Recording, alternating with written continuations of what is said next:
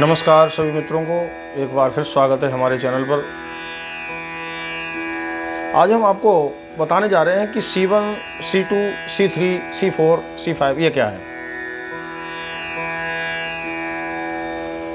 आपने देखा होगा जब हम कोई रिदम देखते हैं तो उसमें रिदम के ऊपर लिखा रहता है कि ये D2 है, ये D3 है, ये G4 है, G3 है। ये क्या है? तो C D E F G A B C ये तो आपकी इंग्लिश नोटेशन हो गई,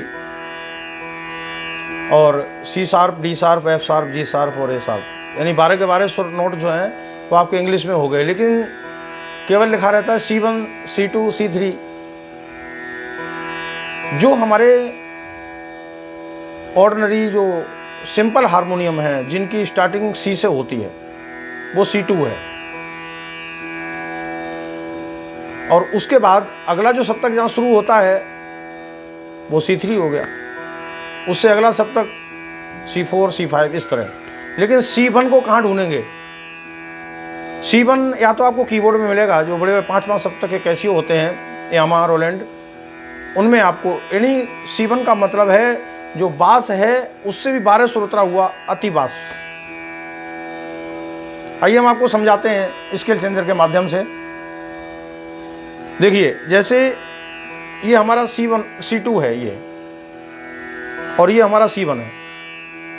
लेकिन इसके अलावा इसमें स्केल चेंजर में ये यहाँ से लेकर के यहाँ तक ये और भी सुर हैं।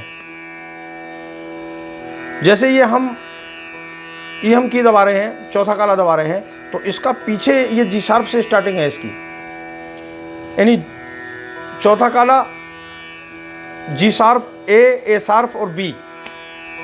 9 स्केल के हारमोनियम जो है स्केल चेंजर, उसमें आपका G शार्प से आपको मिल जाएगा।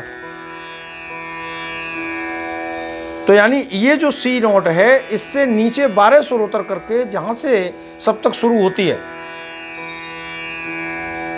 बास को खरज कहते हैं, यानी बास, और बास से भी यानी अति बास समझ लीजिए आप, और मेल, और उसके बाद फीमेल, और जो लास्ट की जो C5 होती है वो मदीन होती है, फीमेल। 3 प्रकार की रीड होती हैं, बास, मेल और फीमेल। बास, मेल और फीमेल 3 प्रकार की रीड होती हैं, और स्केल चेंजर में अति बास से प्रारंभ होता है, तभी ये स्केल चेंज हो पाता है। तो इसमें जो हमारे ऑर्डिनरी जो हारमोनियम है, जो C नोट से शुरू होते हैं पहले सफेद से, वो C2 है। उसके नीचे C1 होता है, जबकि वो सुर नहीं होते ऑर्डिनरी हारमोनियम में, स्केल चेंजर में होते हैं। तो मुझे ये विश्वास है कि आपकी समझ में आ गया होगा। जब भी कभी आपको, आप देखना कभी यूट्यूब पर या कभी तबला जो पिच होती है उसके ऊपर लिखा रहता है कि ये तबला कहाँ से टून है, तो उस पर लिखा रहता है D2, D3, D4।